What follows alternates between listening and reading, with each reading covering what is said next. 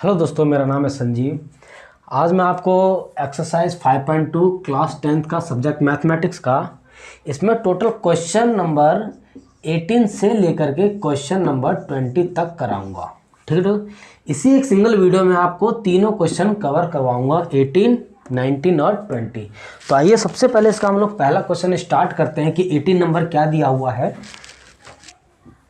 तो question number 18 दे रखा है दोस्तों कि यदि एपी के चौथे और आठवें पदों का योग इतना है, यानी कोई एपी है, उसका जो आठवें नंबर का जो आठवां पद है, यानी एट्थ जो टर्म है, और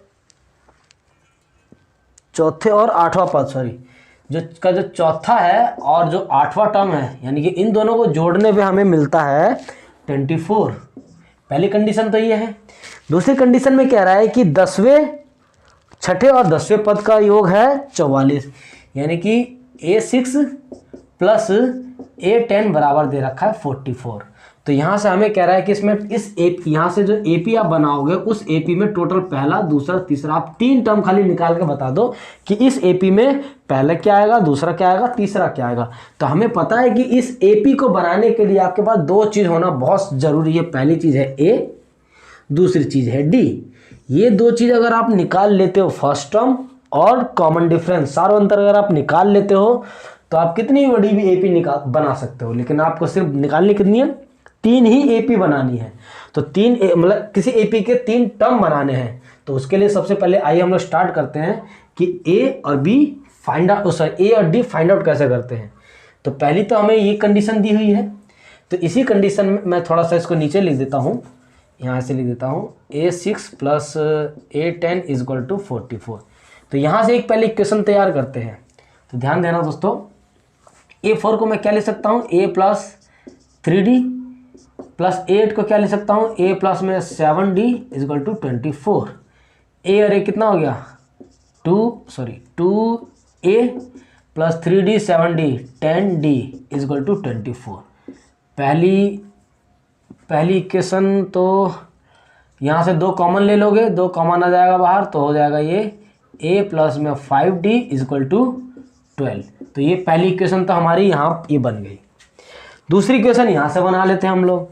अगर यहाँ से दूसरी इक्वेशन बनाए तो A प्लस में 5D, A6 को क्या लिख सकते हैं? A प्लस 5D, और A10 को क्या लिख सकते हैं? A प्लस में 9D, और 44 तो ये हमारा है ही। इसको सॉल्व करो। A और A कितना हो गया? क्या हो रहा है? ये एक डी की जगह ए लिख रहा है। 2A प्लस 9D, और ये हो गया हमारा 14D इजक्वल टू 44। 2 कॉमन यहाँ से ले लोगे तो A plus 7D equal to 22। ये हमारा हो गया इक्वेशन 2। अब मैं इसको उठा करके यहाँ लिख देता हूँ ताकि ज़्यादा इजी रहेगा कंपेयर करना। A plus 7D equal to 22, ये हमारा, हमने इसको उठा के लिख दिया। अब क्या करना है? इसको सॉल्व करना है हमें। इसको सॉल्व करना है, ये हमारा 12 था। इसको सॉल्व करो। इसको सॉल्व करोगे ना यहाँ पे, तो ये कट जाएगा। ये बचेगा हमारे पास में -2D इजक्वल टू बचेगा -10, यानी कि D is equal to -10 divided by -2, it means 5। D is equal to 5। तो D की वैल्यू तो हमने फाइंड आउट कर ली। D की वैल्यू आ गई 5। अब हमें निकालना है A। आप ये A निकाल दो, सिंपली है। इस वैल्यू को आप इक्वेशन 1 में, 2 में, किसी में भी रख दो।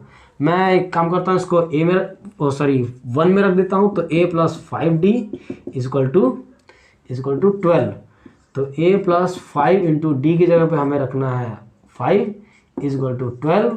तो A प्लस 25 इजक्वल टू 12। तो A बराबर में 12 माइनस 25, क्योंकि प्लस में है, दूसरी तरफ जाके माइनस हो जाएगा। तो A बराबर में हो जाएगा -13। तो A की वैल्यू भी हमने फाइंड आउट कर ली, -13। सिंपली है दोस्तों, यहाँ से निकल गया। अब आपको निकालना क्या है? आपका जो मेन काम है वो निकालना है, आपको एपी बनानी है। एपी निकालने के लिए बोला गया है। तो एपी हमें पता है कि कोई भी एपी हम जब फाइंड आउट करते हैं, तो एपी बनाने में जो सबसे पहला टर्म होता है वो होता है हमारा ए। उसके बाद जस्ट अगला टर्म होता है ए प्लस डी। उसके बाद जस्ट अगला टर्म होता है ए प्लस 2D। ए मुझे पता है, डी मुझे पता है। जब दोनों वैल्यू मुझे पता है तो उसको फटाफट आइए निकालते हैं। तो ए है मेरा -13 आया था क्या? हाँ, -13 आया था। ठीक है, -13 ही आया था। हाँ, -13 है।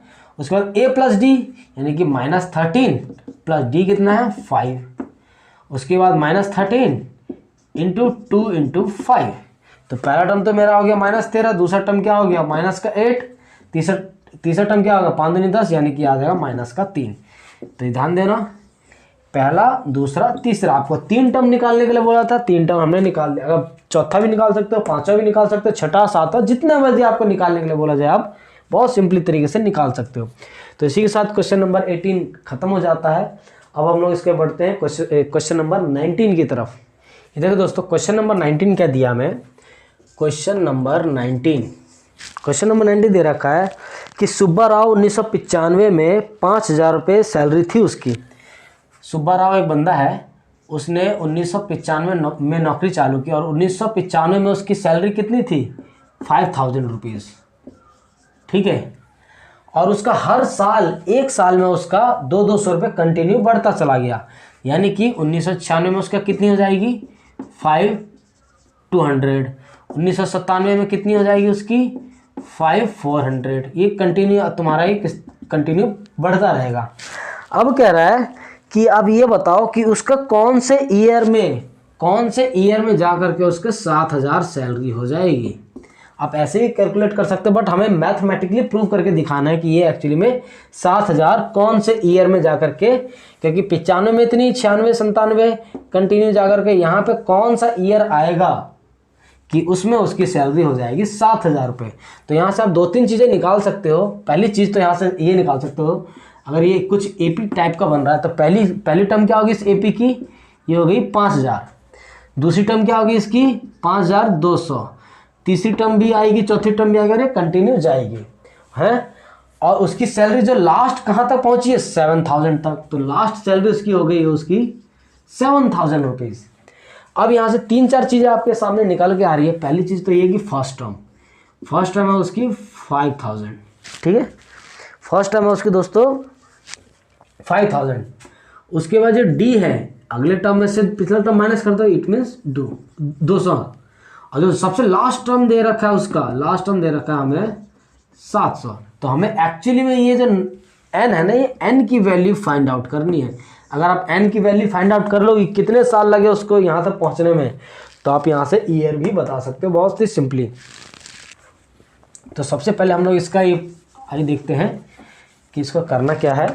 तो जो वैल्यू हमें दे रखी है इसी वैल्यू से कुछ ना कुछ निकालने की कोशिश करते हैं। तो एन होता है हमारा a plus n minus 1 d. N दे रखा है हमें 7,000, ठीक है, a की वैल्यू है मेरी 5,000 प्लस n माइनस 1 डी दे रखा है मुझे 200, ठीक है। ये इधर आ जाएगा 7,000 में से, जब ये 5,000 इधर आके माइनस होगा तो यहाँ बचेगा हमारे पास में 2,000, और ये मल्टीप्लाई में है तो इधर आके हो जाएगा ये डिवाइड में, तो यहाँ बचेगा n माइनस 1, 2 से 2 0 कट गया यानी कि 10 बराबर में n माइनस 1, -1 दूसरी तरफ जाएगा तो n इज इक्वल टू 11। तो n की वैल्यू हो गई है उसकी 11। इसका मतलब क्या कि उस बंदे ने अगर 1995 में काम चालू किया तो उसको 11 साल लग गए 7,000 की सैलरी पहुंचने में। कितने साल लग गए उसे? 11 साल लग गए उसे 7,000 सैलरी उससे पहुंचने में। आपको यही निकालने के लिए बोला गया था, ये हमने बिल्कुल इजीली तरीके से निकाल दिया है। तो आइए बढ़ते हैं इसमें हम लोग लास्ट क्वेश्चन की तरफ, जो कि एक्सरसाइज 5.2 का लास्ट क्वेश्चन है, क्वेश्चन नंबर 20, जो कि इस एक्सरसाइज का लास्ट क्वेश्चन भी है।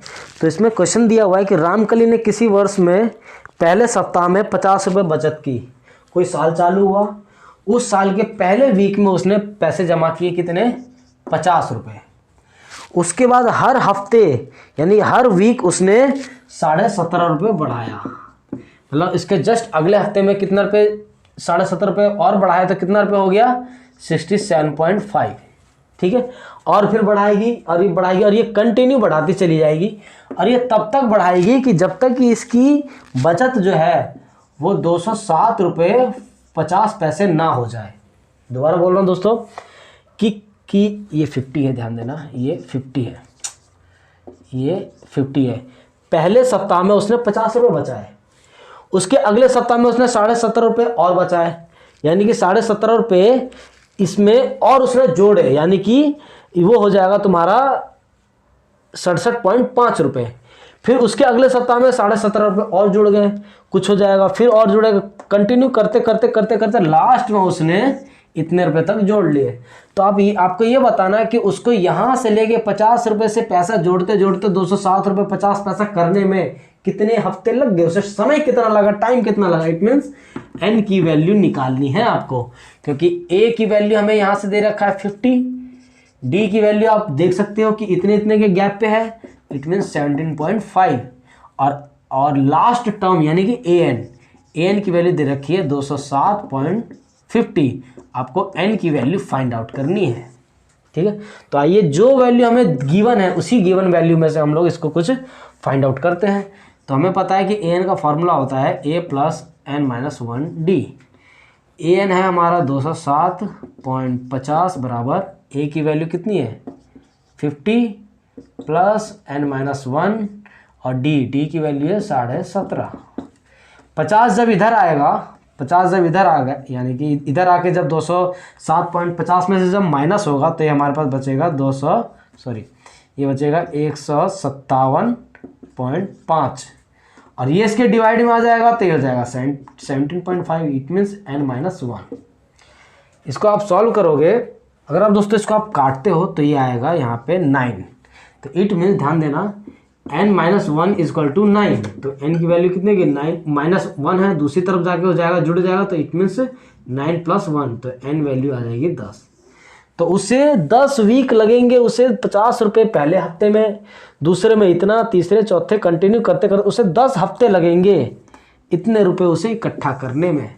तो इसी के साथ दोस्तों एक्सरसाइज 5.2 फिनिश हो जाता है, और अगली वीडियो से हम लोग स्टार्ट करेंगे इसका एक्सरसाइज 5.3, ठीक है।